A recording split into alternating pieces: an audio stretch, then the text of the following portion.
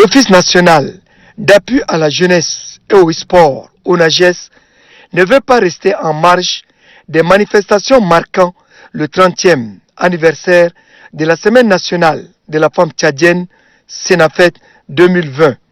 Pour ce faire, la délégation conduite par le représentant du coordonnateur de la dite institution a remis des matériels et équipements sportifs aux capitaines de clubs de football, aux encadreurs d'autres disciplines sportives et au groupement des femmes de Bar El Gazelle qui œuvrent dans le cadre de l'émancipation de la jeune fille.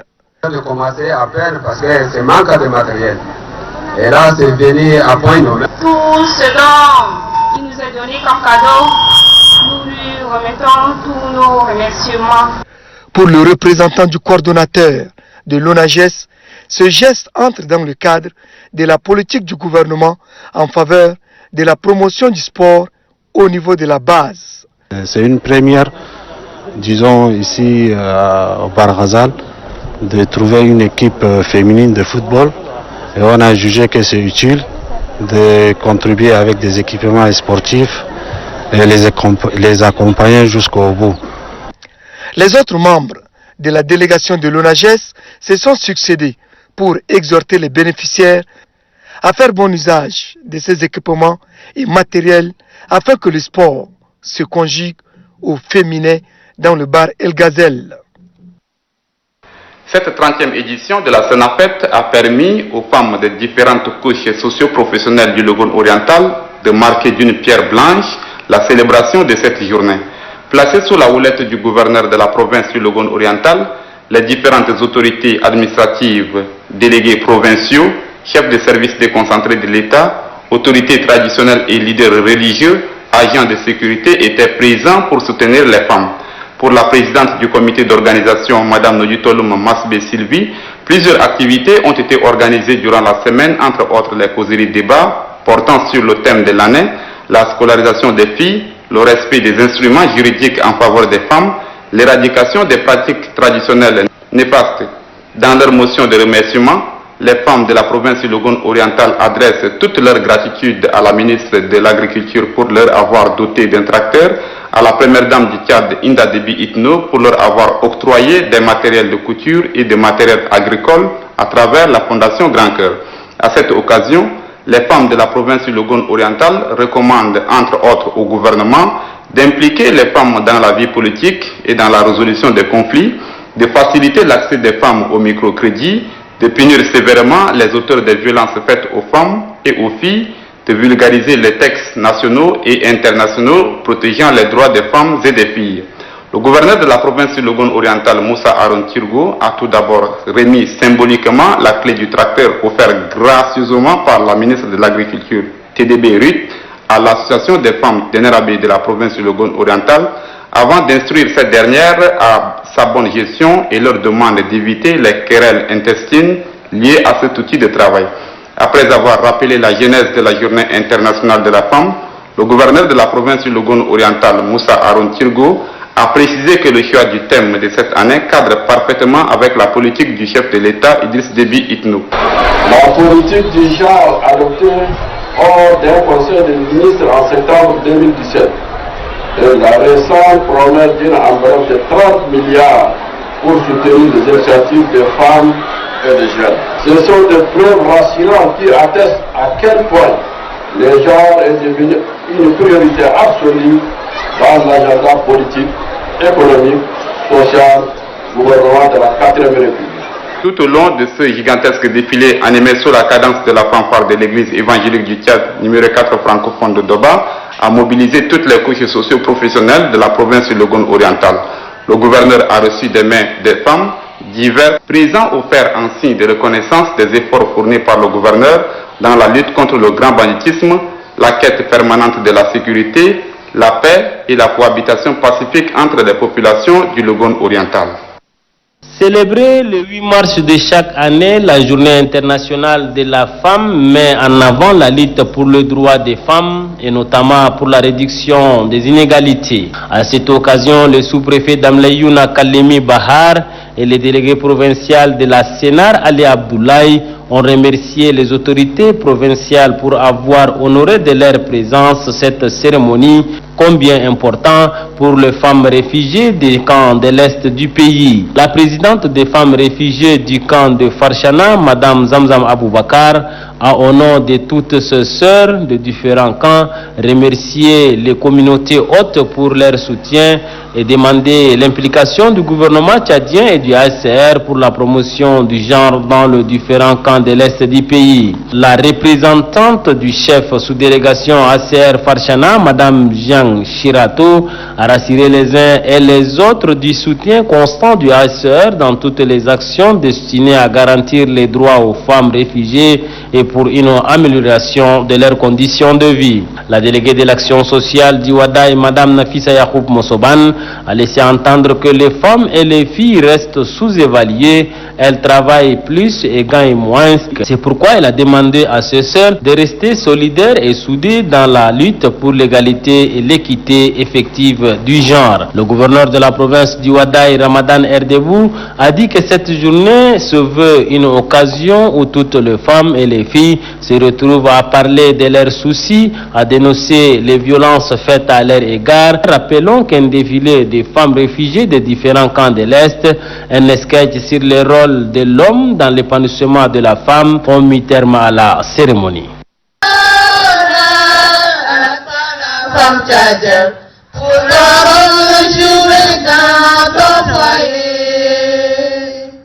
Au-delà des aspects festifs marquant la célébration de la Journée internationale droits des femmes, celles du Mayo-Kébi-Ouest ont saisi l'occasion pour en faire une tribune de dénonciation des pratiques traditionnelles néfastes qui entravent l'épanouissement socio-économique. Parmi ces pratiques, elles citent le mariage forcé, la violence faite aux femmes, la non-escolarisation des filles, le non-droit à l'héritage et le levirat. Pour mettre fin à ces pratiques décriées, elle formule quelques recommandations à l'endroit du gouvernement et des autorités traditionnelles dans la province. De renforcer les femmes en alphabétisation et éducation non formelle et renforcer les groupements et associations avec les matériels agricoles et les former dans leurs domaines respectifs. Face aux femmes de sa province, le gouverneur Adou Forte Amadou s'est félicité de leur prise de conscience de leur avenir et s'est dit convaincu de leur rôle déterminant qu'elles jouent dans le développement socio-économique du pays et entend les soutenir dans leur combat quotidien contre les mentalités misogynes. Pour joindre l'utile à l'agréable, la fin de la célébration de la Journée internationale des droits des femmes 2020 dans le Mayo-Kébi-Ouest organisé à Gagal a été marquée par un gigantesque défilé de femmes, membres de groupements, associations et entreprises venues des différents départements et cantons de la province. Pour la prochaine édition en 2021, le rendez-vous est pris dans le département de Eloya à Lagon. Au son des balafons et des tambours que le préfet du département de Ngourkosso, Béchir Tahir Mahamat, a été accueilli à la place publique de Benoît. Plusieurs interventions suivies d'un gigantesque défilé ont marqué la cérémonie de clôture de la Sénafet et la célébration de la Journée internationale de la femme. La présidente du comité d'organisation Mbaylemno Lambé a saisi cette opportunité pour remercier le président de la République Idriss Déby Itno pour ses multiples réalisations en faveur de la femme tchadienne et surtout la proclamation de la loi portant la parité donnant la chance aux femmes dans les fonctions nominatives et électives. La bienfaitrice, première dame Inda Déby Itno, n'est pas oubliée pour ses sœurs en faveur de la femme tchadienne. Dans une motion de recommandation, les femmes du département de Ngourkosso sollicitent entre autres l'affectation des sages-femmes dans le district sanitaire de Benoît, l'implantation des forages et des châteaux d'eau afin de réduire le taux de maladies hydriques et enfin l'aménagement de la route Mundo-Ngourkosso. Après les interventions vient le moment pathétique d'un défilé gigantesque. Tout a commencé par les enseignantes, les filles ambassadrices de World Vision et les élèves des établissements publics et privés. Unanimement, à travers les chants et poèmes, elles ont déclaré non au mariage des enfants et toute autre forme de violence faite aux femmes. Le préfet du département de Ngourkosso, Béchir Tahir Mahamat, invite les femmes à s'assumer pour obtenir leur autonomisation. Ces changements ne viendront que de vous-même. et de vous-même les femmes, afin de vous preniez des décisions positives pour permettre d'arrêter les maux dont vous êtes victime. C'est dans une ambiance bon enfant que la commémoration de la Sénafet et la Journée internationale de la femme prennent fin à Benoît, chef-lieu du département de Ngourkoussou. C'est la localité de Lua, chef-lieu du département de Foli, qui est choisie pour la célébration de la Journée internationale de la femme et Semaine nationale de la femme. Pour cette édition, les femmes sont sorties nombreuses pour donner un cachet particulier avec fierté à cette grande messe féminine. La présidente active de la Sénafet et GIF 2020 à Lua, Nelkem Marina, a dans ses mots de bienvenue souligné que cette semaine a permis de créer un cadre de brassage entre les femmes et a également réfléchir sur la nécessité de libérer des préjugés que la société impose aux femmes pour l'amélioration de leurs conditions de vie. Le délégué provincial de la femme du lac, Idriss Maloum Liman, a situé l'historique de la GIF et Sénafet tout en remerciant le comité d'organisation pour la réussite de l'événement. Le préfet du département de Foli, Yacoub Seikimi, a infiniment remercié la population de son département en général et les femmes en particulier, surtout les ONG nationales et internationales intervenant sur le terrain pour leur appui multiforme pour la réussite de cette retrouvaille. En clôturant les activités de la GIF et Sénafet 2020, le secrétaire général de la province du lac, Sadi Katri Abdraman, a vivement remercié les femmes pour leur forte mobilisation, tout en soulignant l'engagement des autres autorités du pays pour l'épanouissement socio-économique des femmes tchadiennes, surtout la première dame Inda Debi Itno, pour son implication personnelle avec de nombreuses réalisations socio-économiques en faveur des femmes. Le secrétaire général de la province du lac, Sadi Katri Abdraman, a rassuré les femmes de la province du lac que des solutions seront trouvées à toutes leurs préoccupations quotidiennes par le gouvernement du Tchad sous l'impulsion du chef de l'État, Idriss Déby Itno. Les femmes ont profité de cette belle occasion pour faire des recommandations spéciales à l'endroit des gouvernements et ses partenaires pour plus d'appui en faveur des femmes tchadiennes. Pour finir, un grand défilé a eu lieu. Les filles, élèves des différents établissements secondaires et primaires, les travailleuses des ONG, les militants du MPS, les femmes de différents groupements ont donné un cachet particulier à l'événement.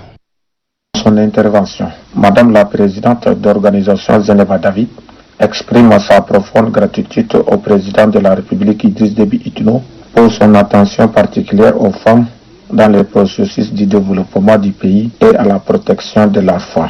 Le délégué de la femme, de la petite enfance et de la solidarité nationale du CANEM, Moustapha Adam Seiki, a tout d'abord fait l'historique de la Journée internationale de la femme et par la suite, il fait savoir que tous les pays du monde ont accordé une seule journée à la femme. Mais au Tchad, comme la femme tchadienne s'est distinguée honorifiquement des autres, les plus hautes autorités du pays lui ont dédié 7 jours supplémentaires. Dans son discours de clôture, le préfet du département du Canem, Brahim Alifa Ali, stipule que cette journée permet aux femmes de garantir leurs droits. Elle constitue aussi un cadre de réflexion, d'échange d'expériences et de brassage entre les femmes de différentes couches sociales. La cérémonie a été agrémentée par le défilé de différentes filles des établissements de la ville de Mao et les groupements féminins devant les autorités. En marge de la cérémonie, le ministère de l'Agriculture, de l'Irrigation et des Équipements agricoles, à travers la délégation provinciale, a offert un tracteur au groupement féminin des villages Kumbagri et la cérémonie a pris fin par la remise des prix aux meilleurs établissements et la mise 8 mars 2020 du CANEM de la soirée culturelle organisée à l'occasion de la Semaine nationale par l'association Espace du CANEM. Chef-lieu du département du Bata Est, la place publique affiche complet ce 8 mars. Les filles et les femmes de toutes les couches socio-professionnelles ont tenu à donner un cachet particulier à leur journée internationale. Elles ont défilé, brandissant des placards exprimant leur joie et leur détermination à parvenir à jouer le rôle qui est le leur dans le processus du développement de notre pays. La présidente du comité d'organisation, Jawahir Abdelbanat, et son adjointe, adjointes ont rappelé les activités organisées pendant les 7 jours écoulés et ont demandé à leurs sœurs de comprendre l'importance du 30% que le chef de l'État leur a accordé. Dans une motion de recommandation, les femmes du département du Bata Est demandent au gouvernement de construire à Hajar un marché moderne, une université, un abattoir et une maison de la femme. Recommandation que le secrétaire général du département du Bata Est, Abdelaziz Hissène Awam, dit transmettra fidèlement acquis des droits. Celui-ci a souligné que les femmes jouent un rôle moteur dans le processus du développement. Du côté du Bata Ouest, plus précisément à Ati, ce 8 mars est marqué par un match de football entre les hommes et les femmes. Après le coup d'envoi donné par le secrétaire général de la province du Bata, l'équipe masculine composée des délégués provinciaux et des chefs de service déconcentrés de l'État a eu du mal à faire face à une équipe féminine dirigée par le préfet du Bata Ouest, Fatima Boukar Kosei, et qui est composée de femmes en service à Ati et de responsables des ONG et programmes. Le match s'est soldé par un score de 2-0 en faveur de l'équipe féminine. Différentes couches socio-professionnelles et culturelles, les femmes du département d'Assunga, à l'instar des autres femmes du Tchad, ont commémoré cette semaine nationale de la femme tchadienne édition 2020 qui a pour thème genre, enjeux et perspectives. L'occasion pour la présidente du comité d'organisation, Medina Abdelaziz Mohamed, de rendre d'abord un hommage mérité à toutes les couches sociales qui œuvrent pour le bien-être de la femme tchadienne en général et celle d'Assunga en particulier. Pour elle, le thème de cette année a une importance capitale. C'est à quoi elle invite les différentes parties à jouer pleinement son rôle pour que les valeurs de la femme soient respectées. Vu l'importance de ce thème, nous demandons aux leaders religieux, les chefs traditionnels et coutumiers, la communication à l'adhésion de la femme, à la promotion réelle de l'égalité et de l'équité de genre. Des ressources et des statuts sociaux doivent être clairement définis et compris par tous. Ces femmes ont également adressé quelques recommandations au gouvernement et aux parents. Au gouvernement de renforcer la communication aux leaders religieux, chefs traditionnels et coutumiers pour l'adhésion de la femme à la promotion réelle de l'égalité et de l'équité de genre, de respecter son engagement d'impliquer les femmes dans le processus de développement. Dans son discours, le secrétaire général du département d'Assunga, Mohamed Issa Bakar, remercie ces dernières pour l'organisation de cette fête. Mohamed Issa Bakar les invite à s'impliquer corps et âme dans toutes les choses et activités du pays pour son développement pérenne. La remise des cadeaux, les défilés de différentes écoles et groupements ont bouclé cette journée.